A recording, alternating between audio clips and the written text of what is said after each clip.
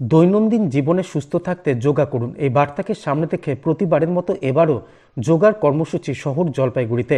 শীতের ভোরে রাজঘাটে যোগ আসরে ভিড় জমালো 8 থেকে 80। শনিবার জলপাইগুড়ির ঐতিহ্যবাহী বৈকুণ্ঠপুর রাজবাড়ির দিঘির পাড়ে বসেছিল এই যোগা আসর। এদিন জলপাইগুড়ি বিবেকানন্দ যোগা সোসাইটির পক্ষ থেকে এই যোগা আসনের কর্মসূচি পালিত হয়।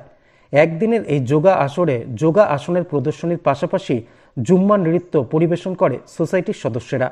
শীতের সকালে শারীরিক সুস্থতা বজায় রাখার পাশাপাশি যোগা আসনের মধ্য দিয়ে স্বাস্থ্য নিরোগ জীবন, এই লক্ষ্য নিয়ে তৃতীয় বর্ষের এই যোগা আসরের আয়োজন বলে জানালেন জলপাইগুড়ি বিবেকানন্দ যোগা সোসাইটির অন্যতম সদস্য টুবাই সেন চৌধুরী। রাজবাড়িতে যোগা সেন্টার, আমাদের রাজবাড়ি বিবেকানন্দ যোগা সোসাইটির উদ্যোগে আমরা আজকে তৃতীয় বর্ষে পা দিলাম এবছর। তো আমরা এই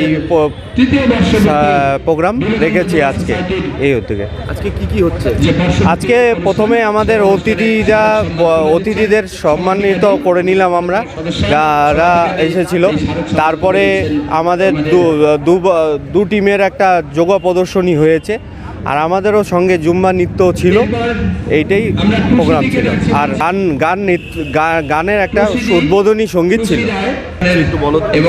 এই অনুষ্ঠানটা এই কারণেই করা হচ্ছে যাতে আমরা পাবলিকের কাছে অ্যাওয়ারনেস একটা তৈরি দিতে পারি যে যোগাতে আসুন, সুস্থ থাকুন, ভালো থাকুন। এটাই আমরা চাচ্ছি, যাতে লোক আসুক, দেখুক আমাদের জায়গাটা, মানে একটু যাতে প্রচার হোক জিনিসটা, যে আমরা এই ভালো কাজটা করছি।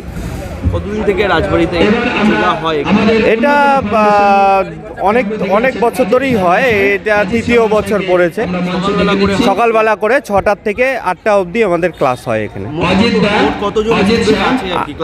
আমাদের মোট অ্যাভারেজ, তো এখন শীতকাল যেহেতু, ওই জন্য অনেকে আসছে না। গরমে হয়তো গরম পড়লে আসবে।